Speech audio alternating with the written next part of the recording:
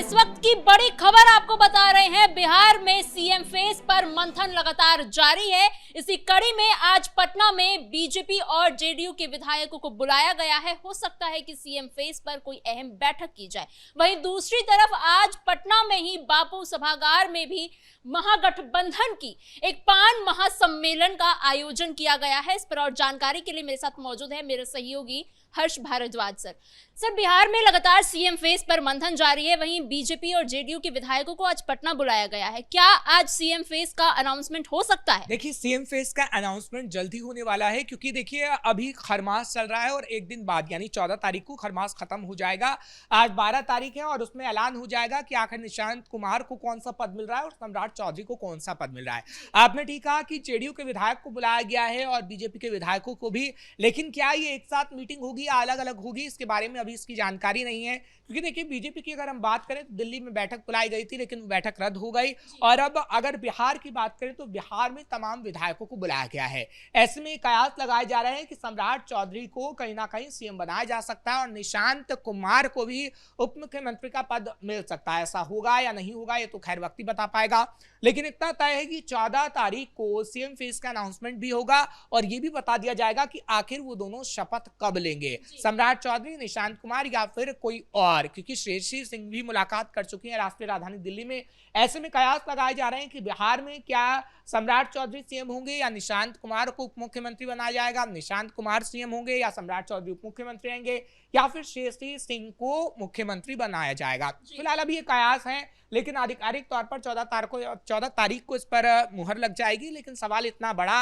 इसलिए हो जाता है क्योंकि अगर कोई भी सीएम फेस होगा, उसी सीएम फेस के आधार पर 2030 का चुनाव लड़ा जाएगा। और आप देखेंगे कि 5 साल में ऐसी भूमिका बनानी होगी उस सीएम को कि वो एक एग्जाम्पल सेट कर सके कि अगर हम सरकार में सीएम हैं तो कहीं ना कहीं हमारे नाम पर जब वोट डाले जाएंगे तो नीतीश कुमार ने जिस तरीके से वोट हासिल किए हैं वो सीएम भी उसी तरीके से वोट को हासिल कर पाए। क्योंकि देखिए नीतीश कुमार ने 2005 के बाद से अपनी भूमिका को ऐसा बनाया कि महिलाओं ने खास तौर पर उनको वोट दिया, युवाओं ने उनको वोट दिया और हर तबके को नीतीश कुमार ने साधने का काम किया है। लेकिन क्या जो नया सीएम आएगा वो इस तबके को साथ पाएगा? क्योंकि देखिए तैयारी तो निशांत कुमार कर रहे हैं और पिछले दिनों जो तस्वीर सामने आई उसमें वो तस्वीर नजर आ रही थी कि निशांत कुमार कैसे सीएम बनने की तैयारी कर रहे हैं। इसी आधार पर ये कहा गया कि क्या निशांत कुमार सीएम बनेंगे, क्योंकि नीतीश कुमार एक तरफ से समृद्धि यात्रा निकाल रहे थे तो दूसरी तरफ हमने देखा है कि निशांत कुमार भी यात्रा करते हुए नजर आए।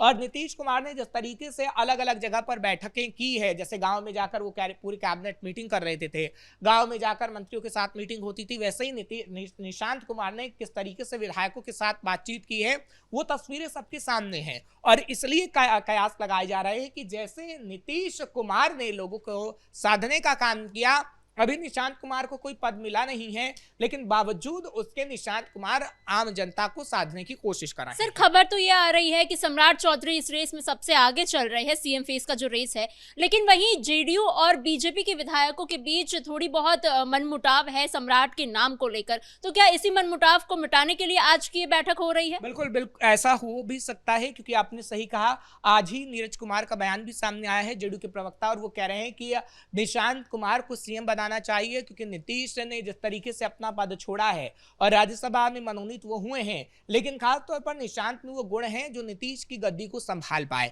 और उन्होंने कहा कि जेडीयू इस वक्त भी काफी मजबूत है। ऐसे में ये खबरें सामने आ रही थी कहीं ना कहीं बीजेपी और जेडीयू के बीच कोई मनमुटाव तो नहीं, लेकिन जिस तरीके से शपथ ली है राज्यसभा के अंदर जाने के तौर पर नीतीश कुमार ने, और जो जेपी नड्डा की मौजूदगी रही है, तमाम बड़े मंत्रियों की मौजूदगी रही है, उससे ये साफ हो जाता है कि ना तो नीतीश कुमार ना बीजेपी के बीच कोई खटपट है। हाँ, इतना जरूर है कि कई विधायक और कई प्रवक्ता इस पर सवाल उठा रहे हैं कि निशांत कुमार को लेकर तमाम जो जेडीयू के कार्यकर्ता हैं वो चाहते हैं कि निशांत कुमार को एक अहम पद मिल जाए।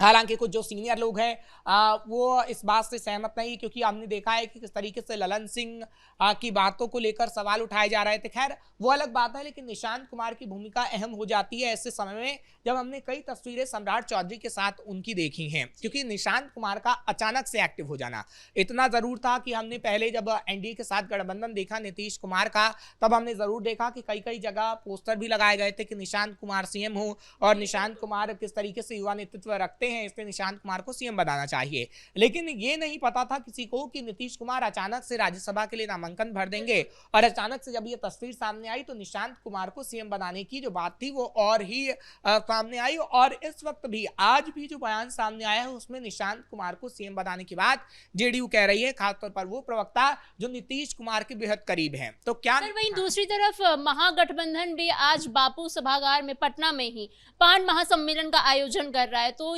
यहाँ पे हो सकता है कि तेजस्वी और राहुल गांधी एक साथ एक मंच पर नजर आए, ये क्या संदेश दे रहा है? बिल्कुल, देखिए महापान सम्मेलन का जो आयोजन होता है वो हर साल होता है। हालांकि अगर बात करें इसका जो निमंत्रण है वो तेजस्वी यादव को भी दिया गया है, राहुल गांधी को भी दिया गया है और तमाम कई बड़े लोगों को दिया गया है। लेकिन ये कहा जा रहा है कि तेजस्वी यादव तो उसमें मौजूद होंगे, लेकिन सवाल है क्या राहुल गांधी की मौजूदगी होगी, क्योंकि राहुल गांधी का भी बिहार पहुंचने की बात कही गई थी पिछले दिनों कांग्रेस विधायकों की तरफ से, और ये कहा जा रहा था क्योंकि देखिए बिहार में राहुल गांधी हार के बाद दोबारा नहीं आए हैं। लेकिन अब क्या 14 तारीख को बिहार पहुंचेंगे राहुल गांधी, क्योंकि अगर तेजस्वी यादव और राहुल गांधी एक मंच पर होंगे तो मनमुटाव को कम करने की कोशिश की जाएगी, क्योंकि तेजस्वी यादव को अपने विधायक से और कांग्रेस विधायकों से राज्यसभा चुनाव में काफी धोखा मिला है।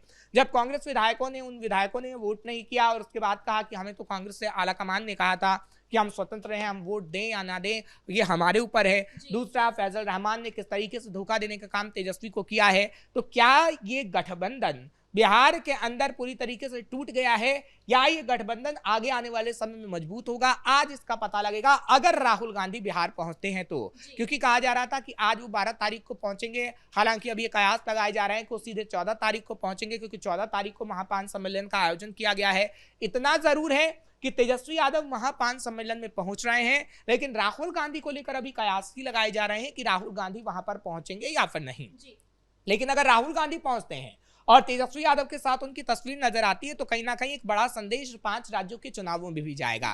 क्योंकि अभी हम देख रहे हैं कि तेजस्वी यादव केरल भी घूम आए हैं, तेजस्वी यादव असम को लेकर काम कर रहे हैं, तेजस्वी यादव किस तरीके से जेएमएम के साथ भी नजर आए, क्योंकि हेमंत सोरेन को भी कहीं ना कहीं उन्होंने मनाने की कोशिश की है।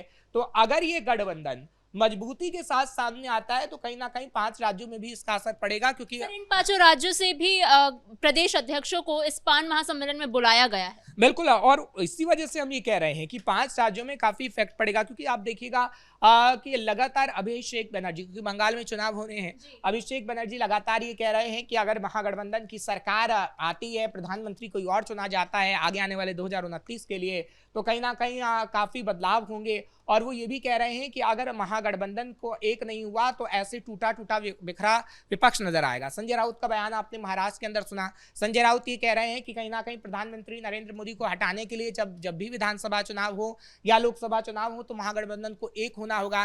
लेकिन महागठबंधन एक कैसे हो, क्योंकि वो नीतीश कुमार तो अभी एनडीए में है जिन्होंने इस महागठबंधन की स्थापना की, और नीतीश कुमार बिल्कुल अलग हो गए और इस वक्त वो एनडीए के साथ सरकार में है, सत्ता में है। लेकिन अगर ये महागठबंधन की बात होती है तो महागठबंधन हर जब विधानसभा चुनाव होते हैं तो बिखरा बिखरा नजर आता है। आप उत्तर प्रदेश का ले लीजिए, उत्तर प्रदेश में कहा जा रहा था कि अखिलेश यादव और राहुल गांधी का गठबंधन होगा, हालांकि अखिलेश यादव अभी भी ये कह रहे हैं ये गठबंधन है और गठबंधन रहेगा। लेकिन दूसरी तरफ इमरान मसूद जैसे लोग बता देते हैं जो कांग्रेस के ही हैं कि नहीं, हम अखिलेश यादव पर कैसा भरोसा करें, अखिलेश यादव हमें कितनी सीट देंगे और वो कौन होते हैं सीटें बताने वाले। तो ये महागठबंधन कितना टूटेगा कितना रहेगा, खैर राहुल गांधी की मौजूदगी अगर बिहार में होगी तो ये पता लग जाएगा। लेकिन आप विपक्ष में भी अहम मीटिंग देख रहे हैं, सत्ता पक्ष में भी देख रहे हैं, और दोनों तरफ से बड़ी खबर जरूर आएगी। सर, इन तमाम जानकारियों के लिए धन्यवाद। कुल मिलाकर बीजेपी और जेडीयू के विधायकों को आज पटना बुलाया गया है। हो सकता है सीएम फेस को लेकर कोई अहम बैठक हो और कोई बड़ी जानकारी सामने आए। वहीं दूसरी तरफ विपक्ष का भी पान महासम्मेलन का आयोजन आज है, हो सकता है कि वहां से भी कोई बड़ी खबर बाहर निकल कर आए। फिलहाल इस ब्रेकिंग में इतना है। कैमरा पर्सन राजकुमार के साथ मैं समीक्षा तिवारी, कैपिटल टीवी बिहार।